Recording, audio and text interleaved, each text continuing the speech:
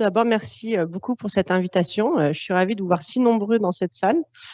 Donc aujourd'hui, on va parler sédentarité, santé métabolique, et puis on va parler un peu d'espace, enfin rapidement. Alors je vous invite, s'il vous plaît, à poser des questions. Enfin, si à un moment donné vous ne comprenez pas ou qu'il y a quelque chose de bloquant, n'hésitez pas à m'interrompre. C'est mieux que de rester toute la séance en se disant mais j'ai rien compris, j'ai raté le fil. Donc voilà, c'est pas, je fais pas que un monologue. Donc on m'a demandé de parler sédentarité, santé métabolique. Est-ce que les sciences spatiales nous apprennent sur la santé des terriens? Donc d'abord, pour parler de terriens, je pense qu'il est toujours important de replacer les choses dans le spectre de l'évolution. Donc toute ma présentation, on verra, on y retourne. Et j'aime bien citer Dobzhansky qui disait « Nothing in biology makes sense except in the light of evolution ». On va commencer avec l'évolution, on va finir avec l'évolution. Là, je vous fais un rappel, je pense que vous connaissez tous malheureusement ces chiffres alarmants. On fait face à une épidémiologie, une pandémie d'obésité, de maladies métaboliques, etc. On sait que les gènes, la prédisposition génétique va influencer la prédisposition individuelle à être obèse ou pas. Ici, vous voyez la fréquence, la distribution de la prévalence de surpoids en 1975 et en 2022. C'est une représentation, bien évidemment. Cette prédisposition génétique, elle n'a pas changé. Qu'est-ce qui a changé? Qu'est-ce qui peut expliquer cette augmentation drastique de la prévalence? Ces changements environnementaux. Nous sommes passés en fait d'un environnement traditionnel qui favorisait des comportements leptogéniques. Qu'est-ce que ça veut dire des comportements leptogéniques? Ce sont des comportements qui ne favorisent pas la prise de poids, à un environnement construit et social, et je pense que ça c'est important d'avoir cette double spécificité, double mention, qui vont favoriser des comportements obésogéniques comme la sédentarité, l'inactivité, la malbouffe, etc. On l'a surtout vu lors de ce qu'on appelle la grande accélération du XXe siècle. La grande accélération, à partir des années 50, ça a été marqué par une explosion démographique associée à un fleurissement de tous côtés de fast-food, une adoption générale des véhicules, des voitures, etc., de façon à ce que finalement l'activité physique est sortie de notre quotidien, et ce dans toutes les sphères du quotidien, que ce soit dans les loisirs, lors des transports, au travail, etc. Alors, quelles sont les conséquences? Certains chercheurs ont essayé de recréer le mode de vie d'il y a 150 ans et ont estimé qu'il y avait une forte diminution de l'activité physique qui était équivalente à une baisse de 16 km, équivalente à une marche moindre de 16 km par jour. C'est quand même pas rien. Chez les enfants, bien évidemment, donc là c'est chez les adultes, les enfants c'est tout aussi alarmant. Ici on voit le temps passé en activité physique modérée à vigoureuse, le MVPA, chez des jeunes qui vivent dans les environnements urbains, ruraux, ou dans des communautés qui ont maintenu un mode de vie plutôt traditionnel, comme les Amish, et on voit bien qu'ils sont bien au-dessus. Cela a de véritables répercussions, puisqu'on observe une diminution de 12 à 18%. 18% c'est les filles, 12% sont les garçons, de la VO2 max. Vous savez que la VO2 max, c'est le critère, le prédicteur principal de la mortalité, et une diminution de 30% de la capacité fonctionnelle. Ça, c'est pas anodin parce qu'en fait, nos enfants sont nos adultes de demain. Et aujourd'hui, j'ai pas le temps de développer, nos enfants, ils ont des maladies de vieux. Les maladies qu'on voit chez des enfants de 15 ans, 20 ans, c'est ce qu'on observait avant chez des gens de 50 ans. Donc, c'est quand même très alarmant à ce niveau-là. Qu'est-ce qui est la cause de tout cela? Eh bien, on pense que c'est un décalage entre notre biologie, qui a été façonnée à une certaine période où on avait un mode de vie différent, et l'environnement dans lequel nous vivons aujourd'hui. Et j'aime bien toujours faire la comparaison pour dire que les animaux, les êtres vivants sur Terre sont adaptés à leur environnement. Nous sommes la seule espèce qui avons construit notre environnement et nous ne sommes pas adaptés. Nous avons créé un environnement qui engendre des maladies. Aux États-Unis, récemment, on a vu les premières diminutions de l'espérance de vie à la naissance, après une amélioration pendant des années. Pourquoi? Parce qu'on crée un environnement qui ne nous va pas, qui nous rend malade. Pendant longtemps, on a étudié la nutrition, elle a été très bien étudiée, et c'est très tard qu'on s'est intéressé en fait aux effets de l'inactivité physique. En fait, je pense qu'on peut le marquer avec les Jeux Olympiques de Londres en 2012 et une série dans le Lancet à l'époque qui avait sorti ces chiffres alarmants montrant que l'inactivité physique était responsable de 6 à 10% des maladies non transmissibles, une réduction de 4 ans de l'espérance de vie, et puis 10% des cancers, 6% de maladies cardio-métaboliques, 7% des diabète de type 2. Bon, ces chiffres varient en fonction des études épidémiologiques, etc. Mais ça vous donne bien une idée du phénomène. Et puis, chaque Olympiade, finalement, le Lancet a publié une série pour accompagner un petit peu ces questions et puis promouvoir l'activité physique. L'OMS avait pour objectif de diminuer l'inactivité physique de 15% d'ici 2030. On y est très, très, très loin. Et on voit bien que les Jeux Olympiques, malheureusement, n'ont pas cet effet de levier qu'on aurait aimé. Alors, pourquoi on a eu cette prise de conscience assez tardive? Eh bien, parce qu'on avait un obstacle majeur, nous n'avions pas de données spécifiques. Alors que depuis les années 1950, les physiologistes de l'exercice ont vraiment étudié la physiologie de l'exercice, les mécanismes sous-jacents, etc. Ce n'était pas le cas de l'inactivité physique parce que nous n'avions pas de modèle. Pendant longtemps, les physiologistes de l'exercice s'intéressaient en fait au désentraînement, par exemple, des athlètes. Mais les athlètes ne représentent pas du tout le quidam, enfin la population générale, ils sont au-dessus. Donc, l'effet du désentraînement n'est pas l'effet d'une activité physique. Une autre approche était de prendre des personnes sédentaires, de les entraîner et dire bon, l'inactivité physique, ça a les effets inverses, mais on s'est rendu compte que ce n'était pas un effet miroir, ce n'est pas la même chose. En fait, ce qu'il faut, c'est une approche expérimentale qui va permettre d'étudier des personnes représentatives de la population générale qui sont physiquement actives, qui ne sont pas des athlètes, et qu'on va rendre inactives et qui sont saines. Donc ça, c'est quand même assez compliqué. C'est là qu'interviennent les modèles des sciences spatiales. Je vous présente ces deux modèles. Donc, pourquoi ces modèles des sciences spatiales? Parce que qu'est-ce qui se passe dans l'espace? On ne va pas solliciter les muscles. Un astronaute se retrouve inactif et sans sollicitation des muscles. C'est comme une personne assise. Maintenant, vous ne sollicitez pas le bas de votre corps. D'accord?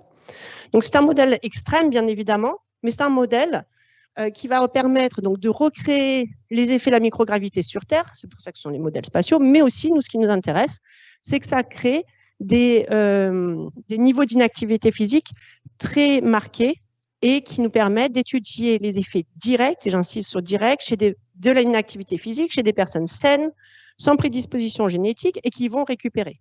D'accord? Donc, on a deux modèles ici. On a le modèle de l'alitement prolongé dont Isabelle a déjà parlé un petit peu. Donc, vous les voyez, il reste 24 heures sur 24, 7 jours sur 7 allongés pour aller aux toilettes, pour prendre la douche, etc. C'est tout le temps. Les études peuvent durer de 1 jour à 3 mois. J'ai entendu parler d'une étude de 1 an, mais c'était chez les Russes et je ne pense pas qu'ils étaient volontaires. Là, c'était voilà, c'était au sein de l'armée. Nous, ils sont volontaires, ils sont payés quand même. Et on a un autre modèle, c'est le modèle de l'immersion sèche que vous voyez ici. En fait, c'est comme un énorme waterbed. En fait, c'est une baignoire qui est remplie d'eau et il y a cette bâche bleue qui sépare l'individu de l'eau. Donc, il passe la journée dans cette baignoire et la nuit, il dorme dans le lit comme ça. Et donc, on fait ces études.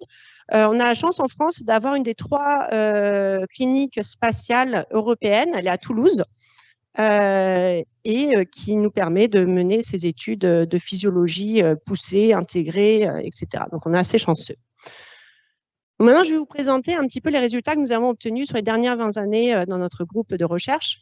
Et moi, je m'intéresse principalement à tout ce qui est effet cardio-métabolique. Mais bon, après, on a des données sur les systèmes osseux, musculaires, l'immunologie, les hormones reproductives, le cycle circadien, tout ce qui est neurovestibulatoire, le système cardiovasculaire, etc. Tout est chamboulé. Mais là, on va parler que de ce qui est cardio-métabolique.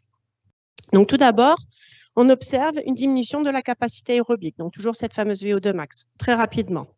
Cela est associé à une augmentation de la concentration de l'insuline, donc l'insuline étant l'hormone qui régule l'homéostasie glycémique, une augmentation des lipides dans le sang et une moindre capacité à utiliser les lipides. Non seulement on utilise moins les lipides, mais en plus on va avoir une plus grande synthèse des nouveaux lipides par le foie. Cela est associé à une moindre capacité du tissu adipeux sous-cutané à absorber ces lipides dans le sang. à les capter. Qu'est-ce qui se passe? Ils ne vont pas dans le sous-cutané, ils vont dans le tissu adipeux viscéral. On sait que le tissu adipeux viscéral entraîne plus d'inflammation et plus associé aux troubles métaboliques. Vous voyez où j'en viens. On a une cascade qui se met en place. Et on a aussi, du fait de ce trop-plein de lipides, de cet overflow de lipides, un stockage ectopique. Ça veut dire un stockage ectopique, c'est un stockage des graisses dans des tissus comme le foie, l'os ou le muscle, qui ne sont pas prévus pour cela. Et on sait que ce stockage ectopique va aussi déréguler, perturber le fonctionnement de ces tissus et donc contribuer, encore une fois, au développement et à la progression des troubles métaboliques. Ce qui est très important à savoir, c'est que toutes ces altérations sont observées malgré un contrôle aigu de la nutrition. Ces personnes ne sont pas en overfeeding. Ce sont vraiment les effets de l'inactivité physique per se. D'accord? Donc, on imagine, si on est devant la télé et qu'en plus on mange des chips, bon, on multiplie le problème. Là. Alors après, on s'est intéressé au mécanisme. Bien évidemment, quel organe on va regarder en premier dans ces questions? Le muscle. Donc, on observe une perte de la masse musculaire. On l'observe ici en haut par l'IRM. De la masse maigre au niveau des jambes observées par la DEXA, mais en fait de l'ensemble du corps. On a une perte vraiment de la masse maigre dans l'ensemble du corps. Une perte aussi de force musculaire. Au-delà de l'atrophie, on a un remodelage complet du muscle avec un shift qui va des fibres glycolytiques à des fibres oxydatives lentes à des fibres glycolytiques rapides qui sont plus fatigables aussi à l'exercice. Au niveau de la machinerie mitochondriale, on a une moindre capacité à utiliser les substrats. Et au niveau cellulaire, on a une reprogrammation totale. Donc, on voit vraiment tout est chamboulé. Récemment, on s'est intéressé à la question du sex difference. Est-ce qu'on a les mêmes effets chez les hommes et les femmes? L'ESA a conduit 2 études chez 18 femmes et 20 hommes. Donc, c'était une étude d'immersion sèche de 5 jours à chaque fois. Je n'ai pas le temps de rentrer dans les détails. Je vous montre juste les résultats globaux. Alors, on a moins de différence entre les sexes. À quoi on s'attendait, on doit avouer. En fait, je pense que l'effet, l'intervention est tellement forte que ça va masquer, en fait, ça prend le dessus des différences entre les sexes potentiels. Mais on a quand même une différence, une plus grande, diminution de la sensibilité à l'insuline. Alors là, vous m'excusez, il y a une petite erreur. D'ailleurs, je l'ai vu, on a l'article qui est en revue, donc dès qu'il revient, on va la corriger. Les couleurs, elles sont inversées ici. Donc, on a une plus grande diminution de la sensibilité à l'insuline, une plus grande augmentation de l'indice athérogène chez les femmes, une plus grande augmentation du cholestérol, du mauvais cholestérol, le LDL cholestérol, et une perte de la masse maigre un peu plus importante chez les femmes. Donc, quand même, on aurait des effets, et aussi au niveau, ah oui, j'ai oublié, de la résorption osseuse. Donc, ça, c'est assez important parce que les femmes, on est assez sensibles à l'ostéoporose, à la résorption osseuse. Là, pour tout ce qui est spatial, c'est très important. On a de plus en plus de femmes astronautes avec des durées de voyage très importantes. Quel en est du retour? Quel est l'effet des vols répétés, etc. Là, ce sont des questions qui nous animent pas mal au niveau des sciences spatiales. Et nous, donc j'ai pas le temps de vous faire tout le développement. En prenant l'ensemble de nos données, on a réussi à faire cette cascade finalement d'événements. Je vais pas rentrer dans les détails. Ce qu'il faut retenir, c'est en fait que les 3 organes majeurs impliqués dans la régulation de l'homéostasie énergétique, donc à savoir le muscle bien évidemment ici, mais aussi le foie, le tissu adipeux, sont impactés. Vous allez me dire, bon, c'est bien, mais on a des gens qui sont allongés pendant 24 heures sur 24 dans un lit, c'est quand même pas ce qui nous ressemble d'habitude, sauf que tous ces résultats, on les a confirmés à des niveaux d'inactivité physique plus proches de ce que l'on observe dans la population générale. Juste en faisant, donc souvent, c'est des études où on modifie le nombre de pas et on retombe sur le nombre de pas qu'on fait. Une personne qui reste toute la journée assise, on avait les mêmes effets. Et c'est très important parce qu'en fait, cette cascade, c'est la même que celle que l'on observe chez les personnes atteintes de maladies métaboliques comme l'obésité, le diabète, le syndrome. Et donc, c'est repris dans la littérature parce que ça soutient finalement le rôle de l'inactivité physique dans le déclenchement et la progression de ces troubles métaboliques. Vous voyez ici un point assez central, c'est la flexibilité métabolique. Alors, je vais prendre un petit peu de temps pour vous faire un petit focus sur cette flexibilité métabolique. La flexibilité métabolique, c'est défini comme la capacité du corps à ajuster l'utilisation des substrats au changement de la biodisponibilité et aussi, moi j'aime bien ajouter, au changement de demande énergétique. On a les deux. Comment ça se traduit? Là, ici, on a l'exemple d'une personne flexible. Personne flexible, on va manger, on va prendre un repas, d'accord, et on va utiliser principalement les glucides de ce repas. Puis on avance dans la journée, on va passer en phase postprandiale, post-absorptive et à jeun. Et alors qu'on avance, on va utiliser de plus en plus les lipides pour fournir de l'énergie au corps. D'accord? Ça, c'est la personne flexible. La personne inflexible, elle est incapable de faire ce shift. Elle reste toujours comme ça, ici, entre les deux. Comment on mesure ça? On utilise le quotient respiratoire, le RQ, qui est le rapport entre VCO2 et VO2, qui est mesuré à l'aide de la calorimétrie indirecte. Et on regarde donc la variation dans cette journée de ce RQ entre la période postprandiale et la période à jeun. Et plus le delta est grand et plus la personne est flexible, plus le delta est petit et plus la personne est inflexible. D'accord? On est allé regarder cela avant et après 21 jours d'alitement. Et vous voyez bien ici, avant, on a des variations qui sont assez marquées et après, c'est beaucoup moins marqué. Quand on fait ce delta, il est fortement diminué. Donc, on a une diminution de cette flexibilité métabolique. Là aussi, je n'ai pas le temps, par souci de concision, je n'ai pas le temps de faire tout le développement, mais en fait, on a montré que cette inflexibilité métabolique précédait le développement de l'intolérance au glucose, bien qu'on maintienne la balance énergétique stable. D'accord? Donc, c'est vraiment, encore une fois, ce n'est pas l'effet de la surconsommation alimentaire, c'est vraiment l'inactivité physique. Alors, plus récemment, on s'est posé la question des mécanismes. On aime bien avoir cette approche un petit peu intégrée. Donc là, c'est le moment où je vous emmène le plus loin dans les mécanismes. Voilà, on prend une grande respiration et puis restez avec moi. Donc, on a fait une étude de 5 jours d'immersion sèche. Je vous montre un peu des photos pour voir à quoi ça ressemble. Là, on fait de la calorimétrie, s'ils sont en train de manger leur repas. Et on a regardé la flexibilité métabolique en réponse à un repas riche en glucides. On mesure les échanges gazeux de manière récurrente. On regarde les changements d'insuline, de glucose, de métabolites, etc. dans le sang de manière fréquente. On fait ça donc avant et après, à la fin de l'immersion sèche. Et puis, on regarde aussi la composition corporelle par DXA-MRI et la VO2 max. Qu'est-ce qu'on a observé? C'est là encore j'insiste, une diminution rapide de la fitness cardio-respiratoire. On est sur 5 jours. C'est quand même pas grand-chose. En fait, on la détecte dès 3 jours. Donc, c'est hyper rapide. L'atrophie musculaire.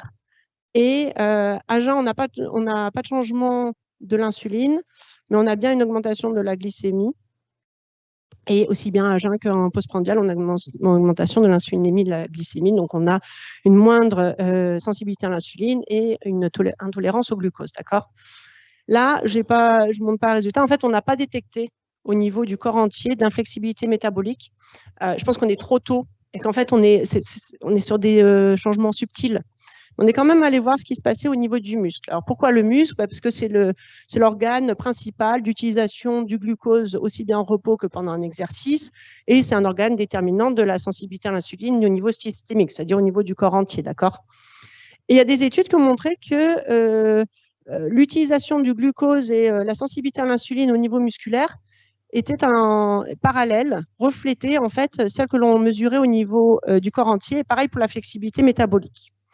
Alors, qu'est-ce qu'on a fait? On a pris une biopsie musculaire, on l'a mise en culture, on a fait proliférer les cellules musculaires, on a ensuite sélectionné donc, les myoblastes, on les a différenciés en myotubes qui sont les cellules musculaires matures et on a utilisé ces cellules pour faire des tests en conditions in vitro, donc dans la boîte de pétri. Et on est allé regarder un petit peu les adaptations moléculaires, cellulaires, etc. Alors, bien évidemment, d'abord, on s'est intéressé à la voie à l'insuline. Ici, on a regardé donc l'AKT, vous la retrouvez ici, qui intervient dans la régulation de la captation du glucose par le muscle en déclenchant la translocation du transporteur GLUT4 du cytosol vers la membrane, de manière à permettre au glucose de rentrer dans la membrane, d'accord ? Et là, on observe une diminution. Alors, je suis désolée, j'ai vu après que ma légende, on dit toujours aux étudiants, il faut les légendes. Ben, moi, je n'ai pas de légende. Donc, en jaune, c'est avant l'immersion. En bleu, c'est après l'immersion. Donc, ce qu'on observe, c'est une diminution avec l'immersion donc, de cette phosphorylation de la KT. La KT, ça intervient aussi dans la régulation de la synthèse du glycogène. Donc, on était s'intéresser à cette synthèse de glycogène en réponse à un signal de l'insuline. Donc, on voit bien dans les donc avant en jaune ou après en bleu qu'il y a bien une réponse à l'insuline. Néanmoins, il y a un effet immersion. Cette réponse est moindre après les 5 jours d'immersion sèche. D'accord? Donc, on a une moindre. En fait, l'action de l'insuline est moins importante, quoi. Après, on était s'intéresser à la flexibilité métabolique. Alors là, qu'est-ce qu'on a fait? Je vous fais un petit coup de méthode, mais je pense que c'est intéressant. On a incubé en fait nos cellules avec du 14C palmitate, donc c'est marqué avec un carbone radioactif, et en présence de concentration incrémentale de glucose, ici. Donc on mesure la flexibilité au glucose. Et en fait, ce qu'on veut voir, c'est cette compétition entre les substrats. Plus vous mettez de glucose, moins on va utiliser de lipides. D'accord? C'est le glucose qui est toujours prioritaire. Ça, on connaît bien, c'est le cycle de Randle. Donc, ce qu'on veut regarder, c'est la capacité à supprimer l'oxydation des lipides en présence d'une concentration augmentée de glucose. Est-ce que le muscle répond? Et inversement, on fait pareil en réponse à une concentration incrémentale d'acide gras, donc de palmitate. Et là, on veut voir est-ce qu'on est capable, est-ce que le muscle est capable d'augmenter l'oxydation des lipides en réponse à une disponibilité plus grande d'acide gras. D'accord? Donc, qu'est-ce qu'on observe? D'abord, donc là, vous voyez cette augmentation de glucose, de la concentration de glucose dans la boîte de Petri. Bon, on voit bien, hein, avant l'immersion, ça diminue l'oxydation des lipides. Et après, beaucoup moins. Donc, on a vraiment une moindre capacité de suppressibilité du muscle et donc une inflexibilité au glucose. Au niveau du tissu, en réponse à la présence d'acide gras, donc là, plus on met d'acide gras dans la boîte de Petri, plus on brûle des lipides, c'est attendu, mais cette réponse est moindre après l'immersion sèche. Néanmoins, on n'a pas retrouvé de différences statistiques. C'est à cause, il y a toujours un individu qui nous embête. On l'aurait bien enlevé, mais on est transparent. Alors voilà, on n'a pas de différence significative détectée. Je pense que si on augmentait notre pool de sujets, on y arriverait. Voilà, c'est toujours pareil, mais c'est la recherche. Et donc là, je ne vais pas rentrer dans tous les détails de cette étude, mais en fait, donc, ce qu'on a vu, je vous ai montré, 5 jours d'inactivité, c'est une diminution de la fitness, de la capacité respiratoire, de la sensibilité à l'insuline. Et j'ai dit pas de changement de la flexibilité métabolique au niveau du corps entier. On a vu une flexibilité au glucose réduite, mais pas aux acides gras. Néanmoins, je pense qu'il y a quand même quelque chose qui se passe. Donc là, je n'ai pas eu le temps de vous montrer tout, mais on observe quand même un stockage ectopique au niveau du foie, une hypertriglycéridémie, qui, moi, me fait penser qu'il y a un décalage entre la capacité oxydative du corps et le flux qui arrive. D'accord? Donc, on a vraiment en fait cet effet d'overflow d'acide gras que le corps n'arrive pas à gérer. Et non, comme on l'expliquait avant, ça va quand même aller s'accumuler dans les autres organes. Donc, à mon avis, on est juste au tout début de ce qui se passe là, à 5 jours. On est sur les changements subtils. Ce que ça me dit, c'est que d'abord, c'est la flexibilité métabolique au glucose qui est déréglée en premier, avant celle aux lipides. Alors jusque-là, finalement, le titre de ma présentation, c'était la sédentarité, et puis en fait, on n'a parlé que d'inactivité physique. Et je pense que c'est important de revenir sur les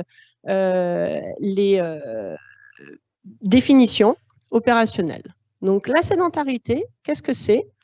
C'est un comportement qui est omniprésent, qui est dans tous les moments de notre quotidien. Au final, on passe plus de temps assis qu'à dormir. Ça fait un petit peu peur quand même. En moyenne, il faut juste réfléchir. On passe plus de temps assis qu'à dormir. Et c'est quoi la définition? Eh bien, c'est tout comportement avec une faible dépense énergétique, donc inférieure à 1,5 m, j'imagine que ça vous connaissez bien, je n'ai pas besoin de le définir, en position assise ou allongée. Ça, c'est le comportement sédentaire. L'activité physique, pour l'OMS, c'est tout mouvement du corps qui va engendrer une augmentation de la dépense énergétique. Et l'inactivité physique, quant à elle, c'est le fait de ne pas atteindre les recommandations. En fait, on était peut-être actif par définition il y a 30 ans, mais on ne l'est plus aujourd'hui. Donc, c'est toujours actuel.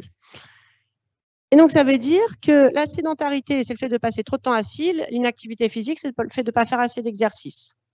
Et donc, on peut être actif et sédentaire. Donc là, je vais juste vous montrer un exemple de 2 personnes qui ont la même dépense énergétique de 26,3 mètres. À gauche, la personne est physiquement active. Elle fait ses 30 minutes là, de MVPA. Le reste du temps, elle passe sédentaire. Donc, elle est active mais sédentaire. À droite, la personne n'atteint jamais des niveaux de MVPA. Elle est inactive, mais elle maintient quand même, elle a la même dépense énergétique grâce à des mouvements du corps qui sont étalés sur tout le long de la journée. Et cette distinction, elle n'est pas que sémantique. Cette distinction, elle est importante parce qu'en fait, on pense de plus en plus que ça a des effets distincts sur la santé. Donc, c'est pour ça qu'on s'intéresse à ces 2 comportements. Je vais vous montrer un exemple ici pour l'illustrer.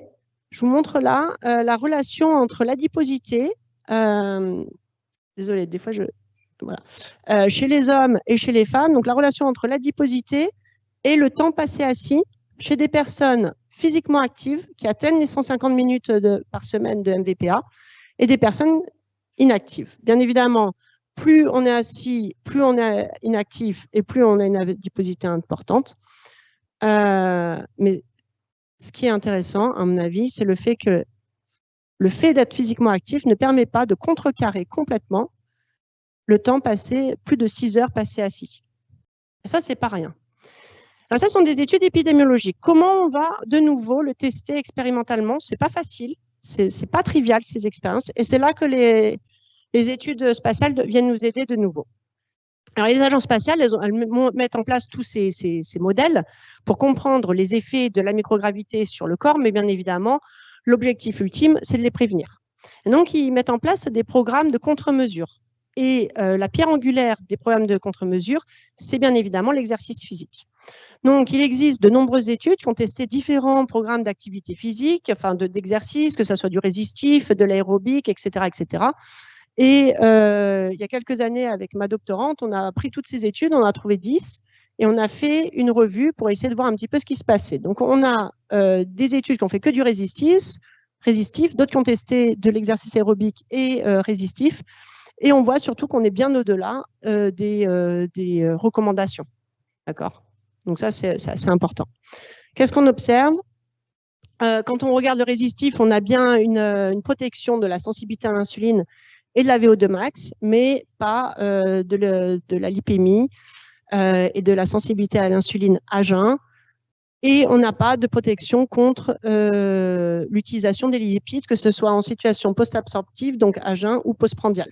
On voit que les sujets contrôle, donc qui sont dans le lit, et les sujets contrôle qui sont dans le lit et qui font l'exercice en même temps, donc ça c'est assez intéressant, ils sont vraiment allongés et on a des appareils exprès pour leur faire de l'exercice allongé, ne permet pas de prévenir cette diminution de l'oxydation des lipides. Qu'est-ce qu'il en est quand on ajoute l'aérobique? C'est un peu mieux. On évite le shift là, hein, du passage de la diminution de l'oxydation des lipides pour l'oxydation des glucides à jeun, mais pas des lipides alimentaires. En fait, sur les lipides alimentaires, quand même, on a toujours cette moindre capacité à utiliser les lipides. Niveau des mécanismes, rapidement, on prévient l'atrophie, le shift des fibres vers les fibres glycolytiques, la moindre capacité oxydative mitochondriale, mais on a quand même cette accumulation ectopique, parce qu'on n'arrive pas à les brûler, hein, tout simplement. Si on ne les brûle pas, ils vont être accumulés. Et là, vous le voyez, en blanc, on a le groupe contrôle, en noir, le groupe exercice. On voit bien cette accumulation de lipides dans le muscle qui se fait exactement de la même manière. On n'a aucune différence entre les deux, ce qui est quand même assez flagrant malgré ces énormes volumes d'activité physique. Alors, vous allez me dire, Et donc là, ce que j'aime bien, pardon, c'est d'essayer de comprendre c'est qui ces gens. D'accord? Donc, on a des gens qu'on a pris, ils sont physiquement actifs, pas trop sédentaires. Ils passent du temps un peu sédentaire en rouge, ils font leur activité physique comme recommandé, ça c'est 5% du temps, et puis ils ont de l'activité physique de non-exercice ou d'intensité faible, du corps des mouvements tous les jours. Et puis on a ceux qui sont en bed rest. Alors eux, ils sont complètement inactifs, sédentaires, etc. Et leur dépense énergétique est complètement à plat.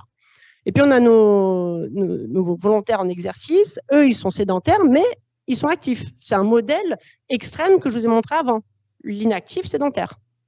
Ce qu'ils n'ont pas, par contre, ils sont déficients en activité physique d'intensité faible. Et donc moi, ce que ça me dit, c'est que quand on n'a pas cette activité physique d'intensité faible, l'exercice ne joue pas ses effets. On n'a pas tous les bénéfices de l'exercice. On a comme une résistance aux effets de l'exercice. Vous allez me dire, là aussi, c'est très extrême. Alors, je vais vous montrer une étude de Edward Coyle. Edward Coyle, il est parti à la retraite l'année dernière, il était au Texas. Moi, j'adore ce qu'il fait. Alors, je lui ai promis que je continuerai à montrer ses études parce que je trouve ça super. Donc, en fait, il avait pris 10 jeunes, bon, c'était des étudiants, il avait fait une étude crossover. Et pendant 3 jours, il demandait à ses étudiants soit de maintenir un nombre de pas très limité, de 2600, soit moyen, de 4700, soit normal, de 8000, plus de 8000. Au bout des 3 jours, il leur demandait de faire un exercice d'1 heure à 62% de VO2 max. Et le lendemain, il faisait un test métabolique en réponse à un repas hyperlipidique. Donc, c'était un milkshake qu'il leur faisait boire. À la suite de ce milkshake, il mesurait la concentration des triglycérides dans le plasma, que vous voyez après ici. Là, je vous montre la cinétique, et puis ici, c'est la UC. Et en même temps, il mesurait l'oxydation lipidique par calorimétrie indirecte. Et ce que vous voyez, c'est qu'en fait, la concentration des triglycérides est 20% plus élevée quand le nombre de pas est faible par rapport aux 8000 pas. Pareil pour notre oxydation des lipides. Ça vous fait réfléchir aussi à vos propres études. Quand vous faites des tests métaboliques, souvent, vous allez voir, les personnes n'ont pas fait d'exercice pendant 48 heures avant le test. On les a fait arrêter. À mon avis, ce qu'on teste, c'est l'effet continu. Si vous avez fait un test, par exemple, vous testez un entraînement de 3 mois, etc. Et puis, vous testez votre entraînement de 3 mois, plus 48 heures d'inactivité. Vous ne testez pas seulement l'effet de l'entraînement. Donc, je pense que c'est très important à réaliser, à vous connaître ces données quand vous mettez en place vos propres protocoles. Et ces 8000 pas, c'est intéressant parce qu'en fait, ça colle avec les données épidémiologiques, avec l'inflexion. C'est là où on a une inflexion dans la courbe, la relation entre mortalité et nombre de pas par jour. Donc moi, je trouve ça assez génial. Et quand vous faites de l'exercice, vous n'avez pas d'effet, on parle de répondeurs, de personnes répondantes, non répondantes, il faudrait savoir qu'est-ce qu'elles ont fait avant. C'est quoi leur activité physique de tous les jours. Il y a une autre étude très jolie de Otala qui montre cette relation avec l'activité physique faible. Donc, bon, je passe, je n'ai pas le temps de tout vous montrer, mais en gros, voilà, on a fait une super une revue très, très, très exhaustive qui est énorme. C'est ma postdoc qui a fait ce travail énorme qui lui a pris 2-3 ans, où on résume en fait les effets de la sédentarité sur la santé. Alors, c'est vraiment, ça c'est très important. Indépendamment du temps passé actif, on a une diminution de l'autonomie, de la durée de vie, une augmentation de la mortalité, du risque d'obésité, diabète de type 2, risque cardiovasculaire, certains cancers, dépression, maladies mentales. Ici, je vous ai mis des chiffres de l'augmentation des risques. C'est à l'échelle de la population, par l'individu, ça c'est important, par heure passée assise. 23% de risque supplémentaire d'obésité par heure passée assise. Il faut savoir qu'en Amérique du Nord, nous avons augmenté le temps passé assis d'1 heure en 10 ans. Donc voilà, on a augmenté le risque de 23% à l'échelle populationnelle. Donc qu'est-ce qu'il faut ? Eh bien, il faut bien évidemment réduire la sédentarité, augmenter l'activité physique. Mais si on fait que cette recommandation, c'est 3% de notre temps.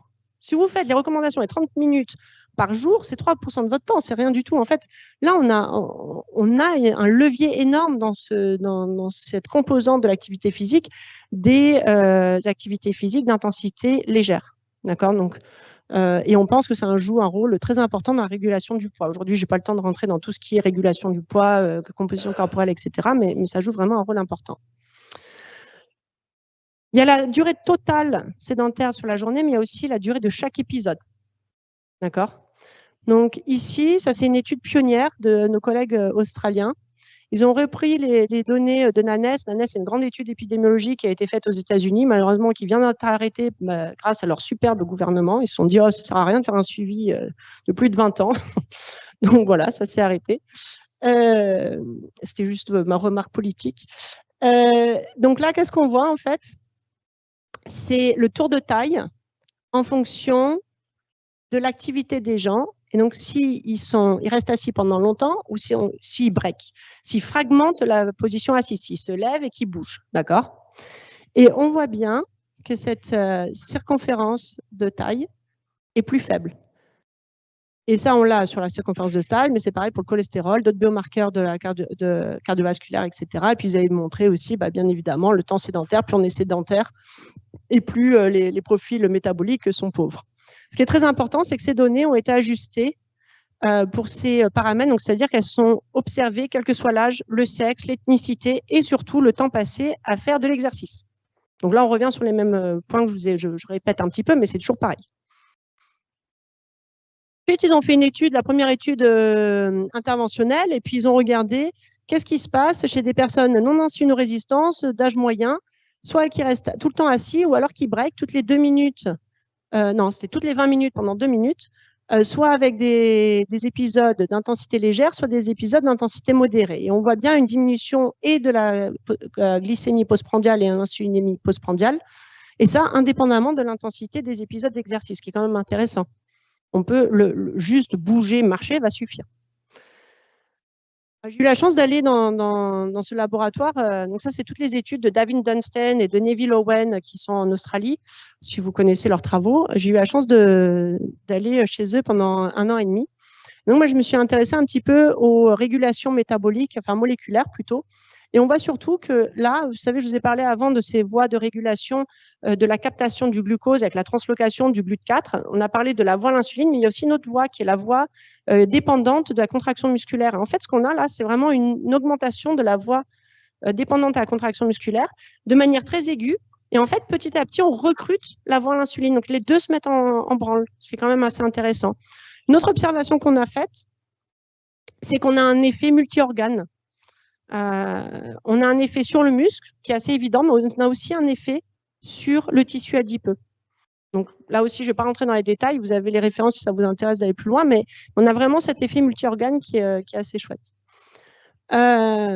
Et donc, toujours dans cette revue, si ça vous intéresse, on a résumé les effets bénéfiques aigus. Donc aigus, on parle de quelques heures, hein. Et on voit donc une moindre concentration des lipides circulants, de l'insulinémie, de la glycémie postprandiale, associée à une plus grande utilisation des glucides. Ça, c'est assez intéressant. Une moindre pression sanguine, meilleure fonction vasculaire et a priori, mais ça, il nous faut encore plus de données, une meilleure performance cognitive. Mais il y a de plus en plus de données, de plus en plus d'études qui sont sur le sujet, donc c'est assez intéressant.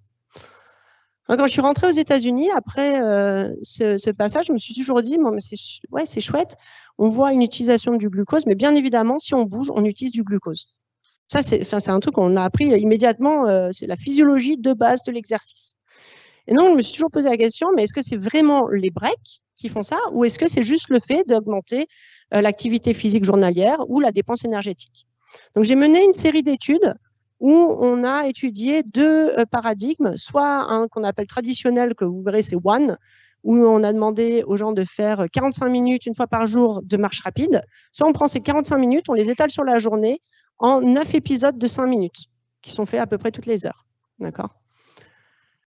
Et après, on a fait plein de mesures. On a la chance d'avoir une chambre calorimétrique à Denver. Donc, une chambre calorimétrique, c'est comme votre canopée où vous mesurez les échanges gazeux, sauf que là, vous êtes dans une chambre étanche. Ça permet d'éviter le confinement des personnes. Enfin, elles sont confinées, mais c'est moins que d'être sur un lit avec la cloche au-dessus de la tête, bien évidemment.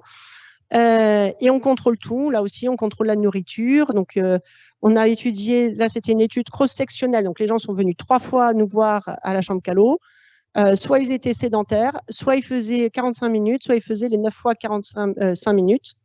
Et on a étudié l'oxydation des substrats. Et ce qu'on observe, c'est que comme on se l'attend, quand on fait un épisode de 45 minutes, on utilise plus de lipides, mais surtout, quand on fait les breaks, on utilise des glucides. Et là, c'est rien à voir avec la balance énergétique ou la dépense énergétique. Elle est clampée, c'est vraiment le fait de faire du break. On est allé un peu plus loin, on a pris des biopsies et on voit une adaptation un peu similaire au niveau de la mitochondrie avec une plus grande capacité, mais bon, qui n'est pas augmentée par rapport au sédentaire. Plus grande capacité à utiliser les lipides, les glucides, pardon, avec les breaks au niveau du muscle. Et en one, une plus grande capacité à utiliser les lipides et on a une signature métabolique qui est différenciée entre les deux interventions. Alors après, je me suis dit, bon, d'accord, c'est bien, mais là, on est dans un laboratoire, mais qu'est-ce qu'on en fait? Il va falloir faire du transfert. Est-ce qu'on peut sortir ça du laboratoire? On a fait d'abord une première étude. Là, on est resté dans le laboratoire et on a fait marcher les gens sur un tapis. On leur demandait, bon, comment ça va? Comment tu te sens? T'as faim? T'as pas faim? Etc. Et ce qu'ils nous ont dit, surtout, c'est qu'à la fin de la journée, quand ils faisaient ces micro-bouts d'activité physique, ils se sentaient mieux, ils se sentaient moins fatigués et ils avaient moins faim. Alors là, je n'ai pas le temps de rentrer dans ces questions, mais on regarde aussi tout ce qui est régulation de la balance énergétique. Ils ont moins faim, donc on se dit que ça peut être quand même assez intéressant. Alors après, on est sorti, on a fait une première étude pilote de 4 jours, et là, ils nous ont dit toujours, quand on les fait pendant 4 jours, à la maison, qu'on travaille pas, on se sent moins fatigué quand on fait les breaks. Et donc, on arrivait à augmenter la même activité physique, mais surtout, les gens se sentent moins fatigués, ce qui est quand même pas mal. Donc après, on s'est embarqué dans une étude longitudinale de 6 semaines. Donc là, vous voyez les profils. Comment on gère ça dans la vie de tous les jours? Donc, j'ai une super équipe qui travaille de très près avec les sujets, les appels au quotidien, etc. On utilise des Fitbit. Tous les jours, on leur demande de télécharger le signal sur un site Internet. On a tous accès au site Internet. Et on leur dit, bon, super, aujourd'hui, tu as bien fait. Non, demain, il faudrait faire plus. Là, ça ne va pas, etc., etc. Mais ce qu'on voit, c'est quand même, on va au-dessus de nos 8000 pas là. On a 10 000 pas avec nos micro-bouts. D'accord? Donc, qu'est-ce qu'on a observé? Alors, d'abord, le Fitbit, ça nous permet de monitorer notre intervention. C'est une façon de dire, d'accord, ils font ce que l'on leur demande. Ensuite, on utilise des moniteurs d'activité de recherche, donc l'actigraphe et l'active-PAL. L'actigraphe mesure le temps passé en différentes intensités, l'active-PAL le temps passé en différentes positions. Et on voit que les deux augmentent le temps passé à faire du MVPA et diminuent le temps sédentaire. Quand on passe en pourcentage, là, on est significatif. Donc, c'est très bien. Et surtout, ce qui est important, c'est qu'on n'a que le break qui est en bleu ici.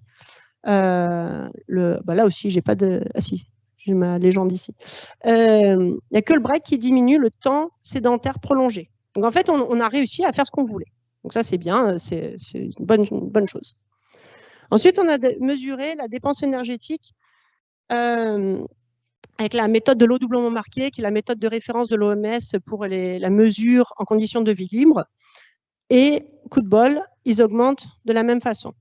Donc, on a clampé. Par contre, ce qu'on ne s'attendait pas, mais je suis encore en train de revérifier les données, parce que comme ça m'étonne, il faut toujours douter de ces données. Il ne faut pas prendre un numéro et se dire, tiens, c'est bon, j'ai une super valeur. Donc, je doute encore, je vous les présente, mais voilà, ça peut peut-être changer parce qu'il faut que je revérifie tout. Pour l'instant, ce qu'on observe, c'est qu'en réponse au one, on a une augmentation du métabolisme de repos qui drive cette augmentation de la dépense énergétique totale. Et les breaks, eux, c'est une augmentation de la dépense énergétique liée à l'activité physique. Alors, ce n'est pas aberrant. S'ils se sentent moins fatigués, à mon avis, ils arrivent à être plus actifs. En fait, ce que ça me dit, c'est qu'éventuellement, ils font moins de compensation. Vous savez, souvent, on va faire de l'exercice et puis après, on reste plus de temps assis. Donc, à mon avis, ils font moins de compensation, mais on va aller vérifier quand même. On a équipé les personnes avec un moniteur de glycémie et on regarde l'excursion journalière. Pourquoi? Parce que c'est un facteur de risque des maladies cardiovasculaires. Et là, ce que vous observez, c'est que le groupe break, on a une diminution. Le one, il n'y a rien du tout. Et ça, malgré une amélioration de la sensibilité à l'insuline qui est similaire dans les deux groupes. Donc, ça me dit qu'il y a d'autres mécanismes et qu'on est en train d'étudier dans une étude en cours. On a regardé aussi la glycémie postprandiale. Là, on s'attendrait à avoir une amélioration. On l'a vu dans les études aiguës, etc. On avait toujours une amélioration. Là, on ne l'a pas. On est un peu étonné. Par contre, ce qu'on a observé, qui est assez intéressant, c'est qu'en moyenne, on n'a rien, mais on voit cette très grande variabilité interindividuelle. Et quand on va regarder de manière un peu plus fine, eh bien, on a une amélioration chez les femmes, mais pas chez les hommes. Ça me rend ravie parce que c'est toujours les hommes qui bénéficient de toutes les interventions. Donc, pour une fois, on a un truc qui marche chez nous. Moi, je suis très contente. Un autre résultat, on a une diminution du cholestérol LDL, donc du mauvais cholestérol avec le break, pas avec le one. Donc, pour finir, j'aimerais revenir à l'évolution. Et vous êtes peut-être familiers, certains, donc on a parlé de cet environnement dans lequel on a été naturellement sélectionné. Il y a 40 000, 50 millions d'années, c'était le paléolithique. Les gens réfèrent toujours à l'ère où nous étions des chasseurs-cueilleurs. Et Lightfoot, donc c'est un bio-anthropologiste, que je trouve très intéressant, il a mis en place une théorie qui dit, montrez bien, bien évidemment, on a eu cette période de chasseurs-cueilleurs qui impliquait pour la subsistance d'avoir des épisodes marqués d'activité physique intense d'1 à 2 heures pour chasser les proies et ainsi subvenir à nos besoins. Et donc là, lui, il pense que sûrement ça a sélectionné notre prédisposition à l'endurance. Vous savez que l'humain est l'espèce animale la plus endurante. On a le record d'endurance. Le guépard a le record de vitesse, nous, c'est le record d'endurance quand même. Et donc, c'est très différent de la période moderne où on n'a plus besoin de l'activité pour notre survie. Et donc, au lieu d'être Homo sapiens, on pourrait sûrement être Homo sedentarius, ce que j'aime beaucoup parce que je pense que c'est assez vrai. Il a regardé l'activité physique liée à les dépenses énergétiques dans les populations modernes occidentales et les populations modernes de chasseurs-cueilleurs, comme les Hadza en Afrique et d'autres. Et bien évidemment, il voit une activité qui est supérieure dans les populations ancestrales. Mais ce qui est intéressant, c'est qu'en fait, on n'est pas passé du paléolithique au moderne. Il y a eu d'autres périodes entre. Et entre, on a eu l'essor de l'agriculture. Et l'essor de l'agriculture, il y a 10 000 ans, 5 000 ans, elle a été marquée par un changement de pattern de l'activité physique. On n'a plus besoin de faire des bouts intenses pour aller chasser. Là, on se retrouvait à faire des épisodes, enfin une activité physique soutenue toute la journée. Et ça, d'un point de vue d'évolution, sur 5-10 000 ans, ce n'est pas anodin. On n'a pas que notre biologie qui vient direct des chasseurs-cueilleurs. Donc, très probablement, on a une partie de notre biologie qui a été influencée par cette période. D'accord ? Ce qui est intéressant, c'est quand on regarde, alors il y a la même dépense énergétique entre ces deux types de populations. Donc là, c'est les fermiers comme les Amish, de nouveau les Mennonites, etc. Donc, c'est ces populations qui ont maintenu un mode de vie traditionnel. Mais ce qui est intéressant, c'est qu'en fait, le temps passé à marcher ou en MVPA est 3 à 10 fois supérieur dans ces populations. À titre indicatif, un homme Amish, il fait 18 000 pas par jour. Il reste assis 3 heures par jour. Une femme, c'est 14 000 pas par jour. C'est incroyable. Et 3 heures par jour assis, ça fout. Et moi, ce que ça me dit, finalement, alors là, je fais un comment dire, je vous fais une hypothèse, voilà, c'est une hypothèse, je me fais plaisir, c'est peut-être pas vrai du tout, mais moi, je trouve que ça ressemble à nos one et nos break, en fait. En fait, notre one, eh ben, il répond, c'est la VO2 max, il répond, c'est le cardiovasque. Je dirais jamais qu'on n'a pas besoin de ce one bout. Bien évidemment, on en a besoin, mais en termes de santé métabolique, je me demande, et c'est juste une question, si en fait, on n'a pas besoin de replacer l'humain dans cette période de notre existence, où c'est étaler l'activité physique tout le long de la journée. Donc voilà, peut-être que pour les 10 prochaines années de ma vie, je vais essayer de tester ça, on verra. Sur ce, voilà, je vous donne quelques take-home messages. Alors, j'arrive pas à lire d'ici, donc je vais les lire là.